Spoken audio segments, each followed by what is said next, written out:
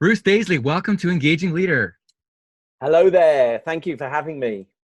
Bruce, back in 2018, you were writing this book and launched the hit podcast, Eat, Sleep, Work, Repeat. Tell us the story of how you came to take that step more than a year before you left Twitter as the VP of Europe. Yeah, so what happened was a long while. So I was very fortunate that I worked at Twitter in London, and when we first started, when I first got going, there was a handful of us, and we very quickly built to sort of a small group of a few hundred people, and it was sort of the job that I always wanted to do and the culture that I always wanted to work in. So I'd been fortunate that amateurishly I'd built myself a working environment which was very agreeable to me, and to my delight, the people who worked there used to be euphoric. We had the highest scores in the world for Twitter for satisfaction and enjoyment, and people used to come to our office going, "I love it. Wow, what an incredible culture." And so therefore I made the fundamental mistake of believing that that was down to me, and I was this exceptional leader who clearly was gifted when it came to creating something. And let me tell you, I learned very quickly the errors of being proud of your achievements, of being too confident of what you're capable of, because very quickly, about 3 years ago, it went spectacularly wrong. People were leaving with no jobs to go to. We saw a whole heap of people, 40% of the team left in 1 year, which, let me tell you, is terrifying in its own way. So it means that you've got a leaving party every week. And at those leaving parties, you find yourself looking everyone in the eye, wondering, are they leaving next? It was very fearful. And I sat about there thinking, okay, now's the time for a bit of humility. I need to probably look into some of the evidence. The question was in my head. It's a bit like when you're hosting a party. Can you get the party going again when everyone's left? Is there a second peak to a party? And I was thinking, right, okay, well, I want to know, can I get the party going again? And so I sat about thinking, right, I wonder if there's a book that would instruct me on this. And I went to big online book reseller, and I looked, and I couldn't see a book that I wanted like a cookbook for how to improve my workplace culture. And there was nothing instructional enough. So I started doing a podcast. I recognize that that's a big, weird leap from trying to buy a book to doing a podcast. But I started doing a podcast expressly with the intention of giving me the solution, ideally in sort of 10 episodes, the solution for how to get my work going again. And what I discovered was that not only was there a lot of research of how we can make work better, but just very little of that research was ever reaching people in jobs. So I discovered some of the most incredible academics, people who were writing incredible work that could help us reanimate, even the most lifeless workplace. But it was just not reaching anyone who had a full-time job. So that the podcast was initially my means of discovering that, and then latterly I turned it into a book of the same name. Now tell us about the title. At first glance, Eat, Sleep, Work, Repeat struck me as depressing. What's the significance of the title? Well, I must admit that I appropriated a song by Calvin Harris and Fatboy Slim. So their song, which is quite a playful EDM song, their song is called Eat, Sleep, Rave, Repeat. And any of your listeners who might be interested, it's almost a spoken word dance track. And it tells the story of a maniacal dance floor occupying soul who stands on a dance floor saying, eat, sleep, rave, repeat, eat, sleep, rave, repeat. And the song, you get the EDM vibe. The song repeats that a lot. So when I was putting my podcast together, I called the podcast Eat, Sleep, Work, Repeat. Yeah, I hear you. It sounds, there's an expression in France called boulot, metro, dodo, which basically means work, train, sleep. And boulot, metro, dodo is meant to represent like the futility, the bleakness of modern existence. And Eat, Sleep, Work, Repeat is a little bit the same. It was a good idea for a podcast, and it probably doesn't stand up to much scrutiny beyond that. Well, but on the other hand, so the the work part of it is the parallel with the raves, which is basically party. That's it basically that's the part of the life that could be the fun, fulfilling part. You feel like you're a marketer at heart. This feels good. Good post-rationalization. I appreciate it. I'm going to invite you to my next meeting. Well, see, I was an English literature major and plus business minor in college, so I always was Okay. taught to find the symbolism, I suppose. Yeah, absolutely. So I appreciate your positive input to this bleak situation that I've got myself into. Now, what makes your podcast and your book different from all the others out there that there's a lot that are talking about making work better, but obviously when you looked a few years ago, you didn't find anything that served the need that you had. Yeah, more than anything else, because I think there's a really strange relationship we've got with work, for example, that, albeit that most of us spend 40 hours a week at work at the very least. In fact, there's a lot of evidence that if your workplace expects you to remain connected to your device outside of work, then it occupies somewhere close to 70 hours of headspace per week. So, work is this abiding part of our lives. But if you walk into a bookshop, or if you open a newspaper, we never talk about it. Work's like this dirty little secret that we all give so much of our cognition to, so much of our free thought. And yet when it comes to us discussing how work impacts us as humans, we very rarely discuss the consequence of it. I was chatting to a philosopher yesterday, and he said, you'll walk into a bookshop and there'll be countless books about love, there'll be countless books about food, but nothing about work. And so it's a strange thing where work almost with the only exception of our partner can have a big bearing on our happiness, on how we think we're doing in life, and our self-esteem. It can impact our family life. It can impact, it can impact how long we live. I mean, this is the most incredibly potent thing, and yet we often choose not to talk about it. So for me, I know personally that my happiest times in life have maybe coincidentally, or maybe not coincidentally, coincided with times where I was happy at work, where, if I was in a team where I was laughing every day, the resonance, the ripples that cascaded from that seemed to cascade into my home life. They seemed to cascade into like a wonderfully unencumbered personal life at weekends. So, for me, I don't think there's any shame in talking about work. And, the challenge for a lot of us is that a lot of young people, and, for me, I really saw that this was a book, not necessarily for bosses. This is a book for anyone. Maybe you're working at a bank of desks, and you only wish if your team dynamic was just a little bit better, you would feel less lonely or less stressed or less overwhelmed. And so my feeling was I wanted to create a cookbook for those people of small interventions of how they could improve work by 5%, by another one that's 3%. So these small little interventions to try and make this thing that we never talk about, our dirty little secret, a little bit less bleak. Yeah, and I like, you call it small interventions, and the subtitle of the book, 30 Hacks for Bringing Work to Your Job. They are simple everyday things that any boss could do, any employee could do. You don't have to be a boss, but they aren't that hard to plug into. Let's jump into some of them. Can you give us what's the first hack that you'd like to talk about? Yeah, more than anything, here's the strange thing that while these, I've tried to put plenty of science and plenty of evidence in the book about why these things work.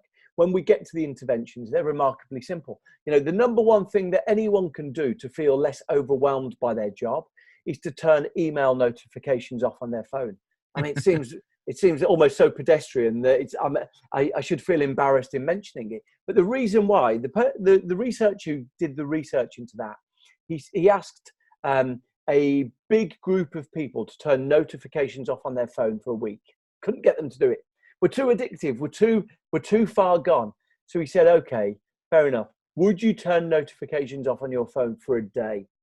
2 years later, half of the people who turned their notifications off on their phone for a day still had them turned off. Why? Because I guarantee you this, anytime you look at your phone, you will have another email. We know we've got another email. Yes. And so this insistent sort of tug at our sleeve saying, you've got another email, you've got another email. What it does is it sort of occupies a space in our mind. It preoccupies us. It's a bit like someone waiting for you at the front door. It starts sort of troubling us. And the very presence of that reminder stops us abandoning ourselves into free thinking. It sort of clutters our thinking. So look, immensely trivial. Turn notifications off on your phone. Another one, go for a walking meeting. Now, the strange thing about walking meetings is that, the average American spends 16 hours a week in meetings. So 2 working days in meetings. And yet, so if you suggest to a colleague that you've got a meeting with, if you suggest to them, should we go for a walk? I suspect the first time you suggest it, it will feel deeply uncomfortable. They might look at you like, who the heck are you? Where are we going to walk? Down the highway? What's the plan? We're walking in rain down the side of an expressway. This isn't very agreeable. So you've got to find the time and the place. Maybe you just walk around the outside of the building. Whatever you do, you walk a block. But what we find that when people go for walking meetings, it activates something called divergent thinking. So, maybe you need to come up with an idea for a mail out. Maybe you need to come up with an idea for an event for people that you deal with. You're far more likely to access slightly more random, inventive, creative ideas if you go for a walking meeting. So that's interesting. So, these things in aggregate, normally when we say to people, have you had a good day at work? It comes down to one really simple thing. People say they've had a good day at work when they've made progress on something meaningful. So, but the whole of modern work generally works in opposition to that. Your friend, your partner, your drinking buddy might say to you, what did you do at work today? And you go, oh man, all I did today was emails and meetings. And of course, for many of us, that's the experience of modern work. But I think the more that we can say, okay, well, actually, it was really nice. Me and Sandra at work, we walked down to the local coffee store, we bought a coffee, we came back and we talked about next year's plan. Right. Immediately, what we're doing is we're creating these punctuations in what often can feel quite monotonous and repetitive. And they're just bringing a little bit of, dare I say, joy. They're bringing a little bit of joy back to our experience of doing our job. I think the walking meeting is a great idea. I wanted to ask a couple things about the email notifications. So I many years ago turned mine off and left them off. Would never go back. And I love what you said about the suggestion, but that the researcher had is encouraging people just to try it for a day. Because I've had so many conversations with people and they're distracted the whole time with their email notifications. And I finally say, have you ever thought about turning those off? And it just sounds so drastic and scary to them. But that just, can you take it off, turn it off for one day? Would you ever try that? And you said half left it off. I wonder, if you put yourself back to when you were at Twitter and you had hundreds of people reporting to you, is that something that you would actually suggest to people reporting up through you? Like, hey, would you make that suggestion as a leader? Yeah, I mean, you raised a really interesting question. So one of the challenges for me was that the book actually is about fixing workplace culture and team culture. So these personal interventions at the start are merely to try and get us match fit to get sort of on the start line. Because one thing I've found is that when people feel personally burnt out, when people feel personally exhausted, asking them to connect with their team members more often feels like too much of an imposition. It feels personally spent. Right. I went in, one non-profit asked me to come in and talk. And they said, we've tried to fix our culture here. We invited people for a 3-hour meeting and no one wanted to come. It's another meeting. We're going to have a 3-hour meeting about fixing the culture here. Exactly. Kill me now. We're just done in. We're just like, it's just someone bringing more work for us. So that was my take. But then you raised the question. So once you've decided that you know how to fix work, how do you set about doing it? And here's what I discovered. There were certain things where I realized that when we have discussions on these things, they facilitate people feeling free to express their feelings. So, it may well be, I'll give you an example. There was a culture at our place at one time a very dominant weekend emails. And so what happens with weekend emails is that they can often be quite performative. That, you know, maybe someone senior sends an email and it becomes like a who can respond quickest. And then once you've missed responding quickest, who can respond with most substance? And immediately what happens is that people who maybe had been focusing on doing exercise or working their way through a crate of wine or whatever they were planning to do at their weekend, suddenly they're transported back to their desk and they need to be back into work mode. And what we were observing, so the problem we were trying to solve is that we were witnessing people quitting with no job to go to, people saying, I feel spent, I feel done in. And the important thing was to say, we need to join that dot with that dot. Because, you know, us emailing all weekend is, whether you accept it or not, the reason why people are getting to the end of the year and quitting with no job to go to.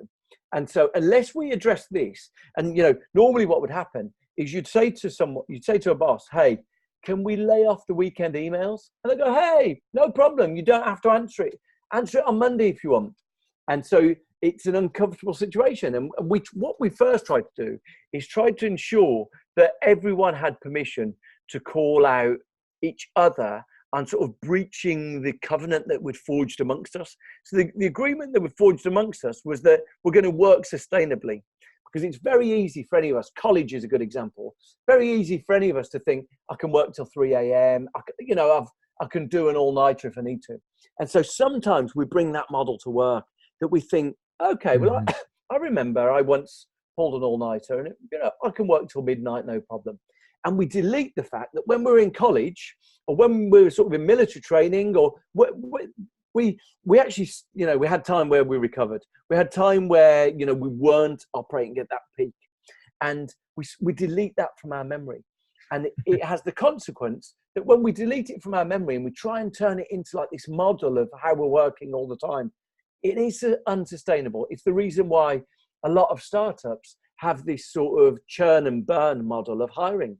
They bring people in, they expend everything they've got. People leave frazzled, and, you know, it's churn and burn. They'll bring in someone else.